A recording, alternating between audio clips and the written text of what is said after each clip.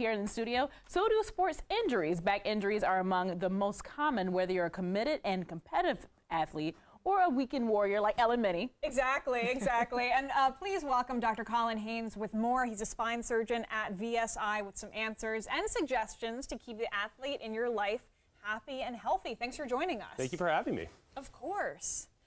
So, I mean, what would you say accounts for the rise in sports injuries right now? Well, first off, it's World Spine Day, believe it or not. Oh, so happy World Spine Day. Happy World Spine Day. So what better to be able to piggyback off our awesome Howard football team. We are seeing more kids who are acting almost like pro athletes. Sports have really picked up in terms of their intensity.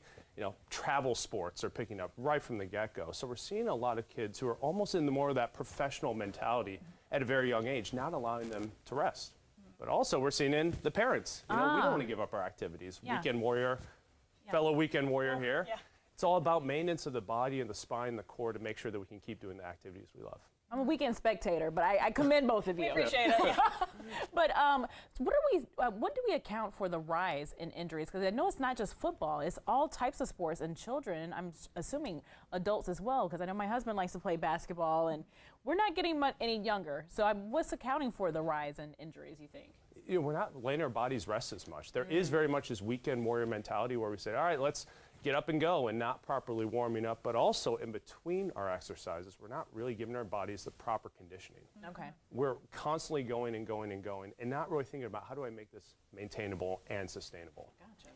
And I think another part of it is just, it can be tough, I think, sometimes for people to find a doctor, especially young athletes. Finding help can be difficult, I should say. Have you seen that, or is there a reason why behind that? It's hard being a kid athlete because you want to be tough, you want to play, and it's easy to say, oh, rub some dirt on and keep moving on. A challenge can be, a lot of times coaches want what's good for the kids, but also the coaches aren't giving the kids the proper time to heal, and they say, oh, you know, it's just a little muscle boo-boo or something. Walk it off. So there's very much this kind of tough it out mentality. That happens with kids, that happens with coaches, with parents, but also that can help sometimes with physicians.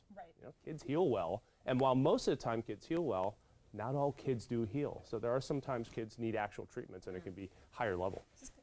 So you're saying sometimes it happens, and I mean, all the parents watching are like, what do I need to look out for? When do I need to take my child to see a specialist like yourself? What are the signs that parents should be looking out for their young kids? In general, my litmus test is basically if something doesn't feel right, something may not be right. And that also applies to kids. So for me, I was working out, I injured my trap muscle, my shoulder muscle. It healed in a couple days. In general, when it's something relatively minimal, it heals pretty fast. And also it tends not to hurt that much. When the pain really persists and persists, and also it just doesn't feel right, get checked out ASAP.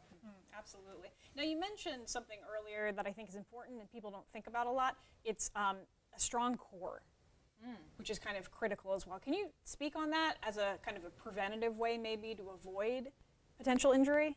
Yeah, it's all about prevention. Yeah. It really is. So I like to think of the muscles as the armor for the spine. The better the core muscles are, the central muscles to our body, the more leeway our spine in and of itself has. So when your spine is more strong, or the muscles are more strong and more flexible, really gives our back and the structure of our spine a little more leeway. I'm going to do some crunches right now. Well, it's actually static stabilizer, so we want to contract and hold. So instead of the crunches, it actually squishes the discs a little bit every time you bend forward. It's much more planks, side planks, bridges, bird dogs. Those are the ones I did in this morning before coming on. Smart. Well, doctor, and while you're talking, I was sitting up straighter, just listening to you. So, me too as well, so it's not just you guys. Doctor, tell us what we can do something every day just to make sure we're keeping our spine aligned, and like you mentioned, some workouts we need to keep in our arsenal to start the day. So I've always been pretty good about general workouts, but even for a spine surgeon, my core workouts weren't as good as they probably could. Gotcha. So perfect those. Perfect them. So for me, it's 5 minutes a day, 5 to 10 minutes before my normal workout. I do planks, side planks, bridges, and bird dogs. If you don't know what those are, there are some great YouTube series on them and stuff. So. Perfect. All of my worst enemies. I know. Just listed them. Now you're best friends. I know, exactly. No, it's important. And we touched on this a little bit before, but whether you're, I should say this is really for parents, what would you say is the best way to be an advocate for yourself in the doctor's office? You know, it's always this fine balance where you don't want to be overly pushy about sports, but you also want to be a parent and you want to really be on your kid's side. So using that litmus test, if something doesn't feel right and that spidey sense is kind of blinking, that's when pushing things a little bit Gotcha. more. Right. In reality, if you're not getting the warm fuzzies with even the physician you're seeing, keep digging. Check out another doctor. Multiple opinions are a good thing. And check you out. So how do we find out? How do we get more information to contact you? Yeah, we're in the information era. So believe it or not, there's a lot of amazing information. My Instagram, actually, Dr. Colin Haines. Also our website, spinemd.com.